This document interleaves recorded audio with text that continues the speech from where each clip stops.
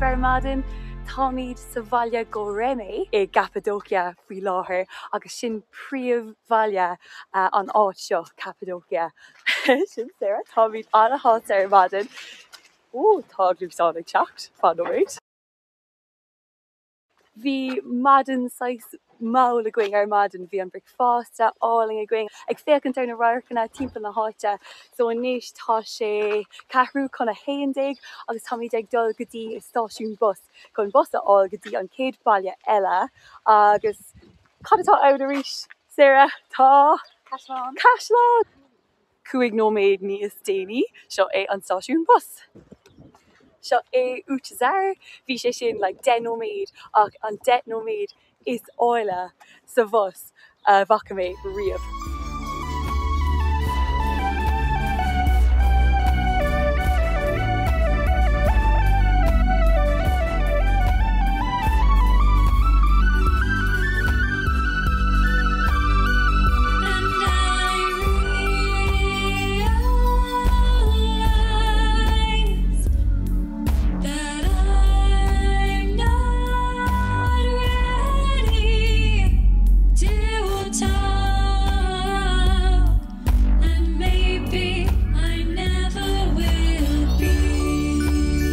Seo iad roinntas is simléir sióga agus seo é na sléite, an sneachta, na cloch go léir. Ní aca mé aon rud mar seo riamh I mo héal.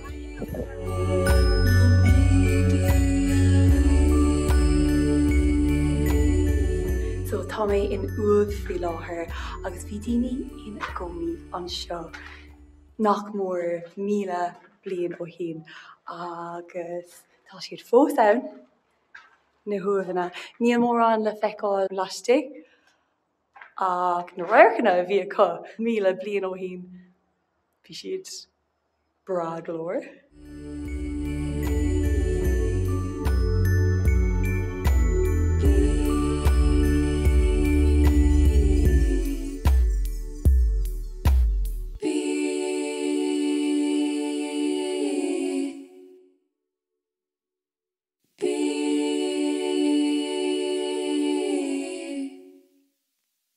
Bhí daoine ag cur ceiste orm cén fág go bhfuil ag dul go Cappadocia I rith an gheimhreadh agus seo é an freagra.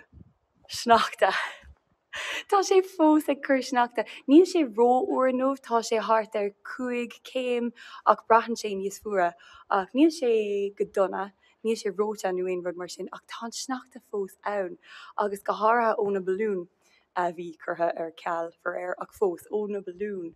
Bheadh sé seo do chreite agus tá siad a chreite mar atá ón gastáin seo. Agus an rud eile níl mór an tros a thuirí timpeall na háite. Tá cúpla go háirithe an seo ach tá an spás go léir seo going inis agus níl aon eile timpeall na háite. So sin fá anna cíleach a ceapan féin chun dul an seo sa gheimhreadh.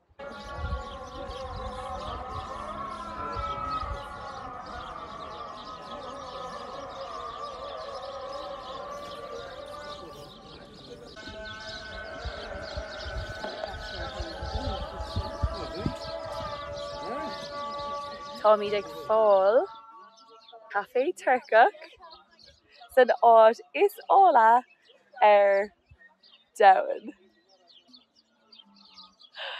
Tá sé cosúla rud ó Instagram, like ní creidm go bhfuil muid actually an seo. Agus tá sé thar tá seo uam.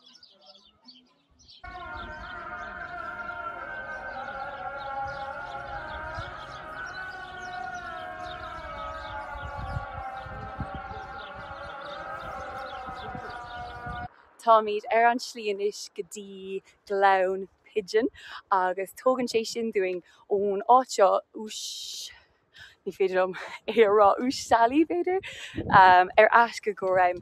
So tógann sé thart ar uairnclaigh ach beimid ag tógáil green graffanna ar an slí comá so tógadh sé níos mó ach tá tros ATV curtha an ortha a going I gcóir ceirichlog. Nu, conreachta sin, so tásúil gom go mé míad ar asin am.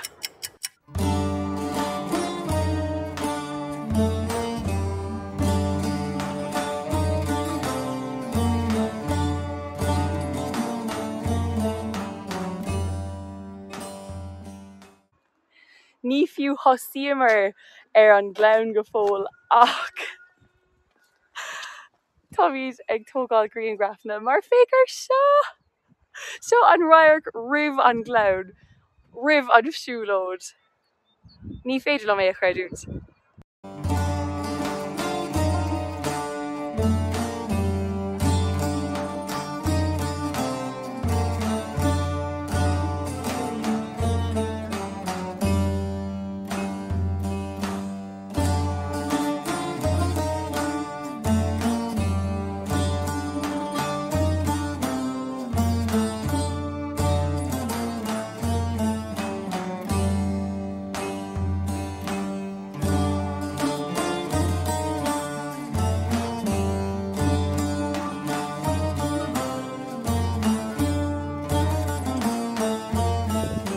Ceapam gur fiongurt é seo ach dar nóig níl sé ag obair anois.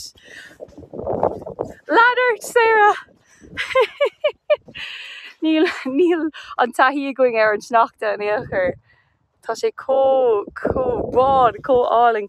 In éireann mar is óildíobh ní aimíd mór an sneachta, so it's like novelty é seo dúig.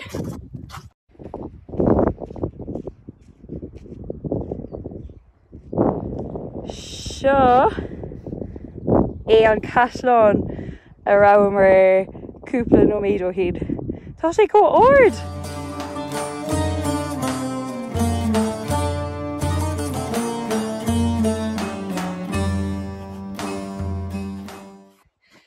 Ní dóigh liom go bhfuil mé cócínte faoi bheith ag siúlóid, nó ag dul ar siúlóid mór I rith an gear ag tuisgur bé seo an cosán. Agus tá an cré anna dain comá, like fécinn sé cearc go leor, ach tá sé dain. So sin rogha de hais éigen bhí cuairmach ar an siúlóid. Cearc go leor. Bhí beidir 10 nóiméad cura amú a going an sin. Cura amú ama thógamar an cosán mí ceart leis an sneachta agus gacrod.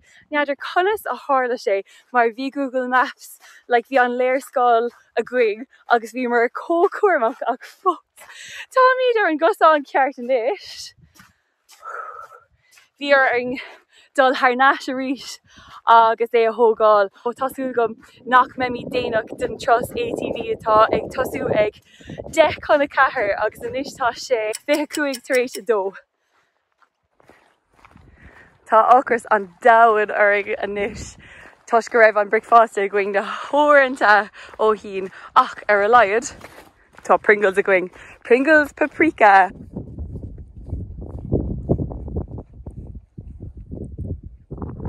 Buchas le dia gachéine. Tá míad ann. Tá go raibh mé just an sin.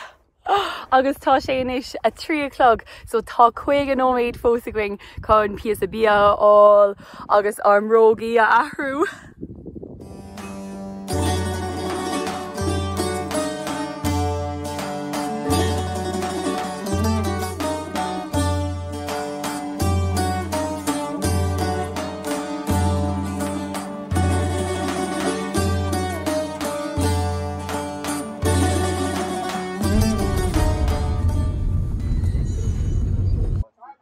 Tá míad ag dul ar an dros ATV anois. Tá siad thart an sin.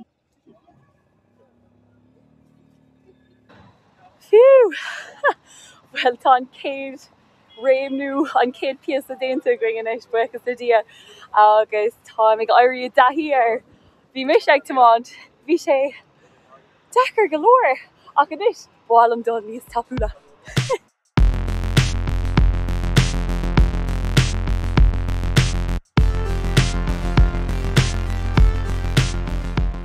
Stuff eile anois ar our dros agus seo é glann an grá.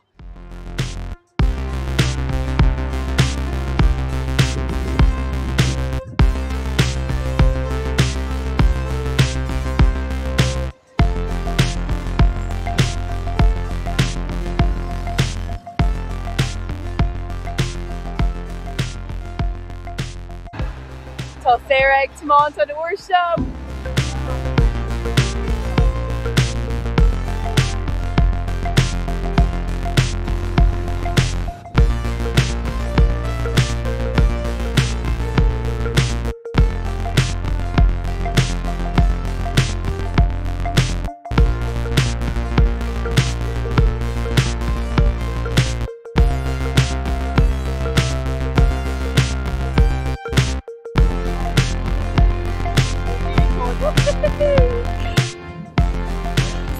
tú ar aus.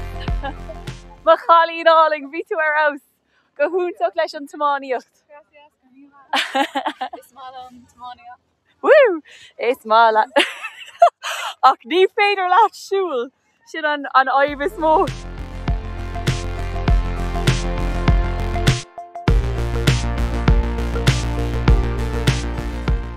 Táimid ag tuairt cuairt beag ar aglas anois agus tá 7 nuair láir ag an aglas seo ach tá ceann bhain oscailte faoi láthair.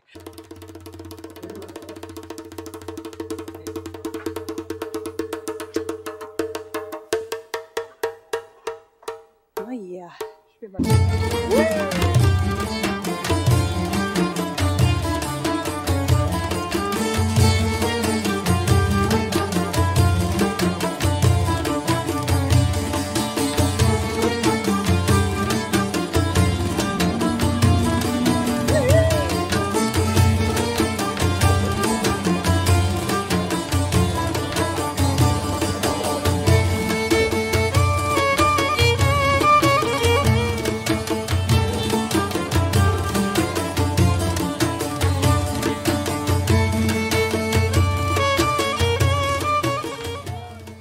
Táimid ag glán an rós anois agus seo é ar stopdéirnach agus tá sí an am lína gréine a eáil.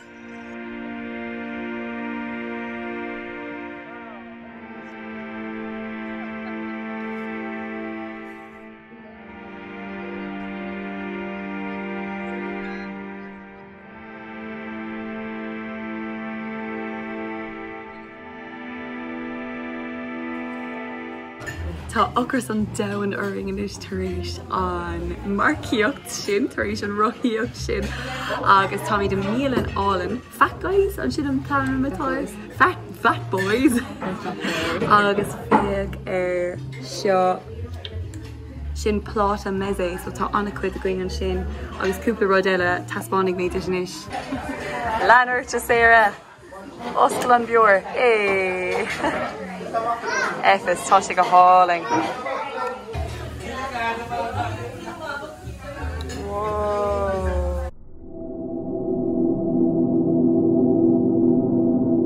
Please, very hot.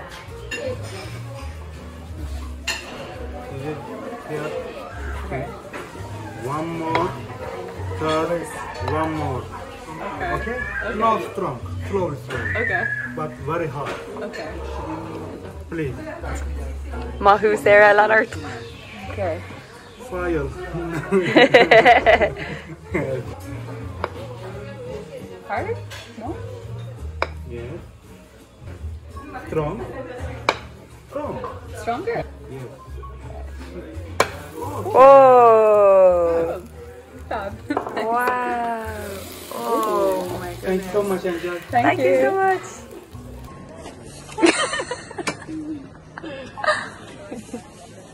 Oh.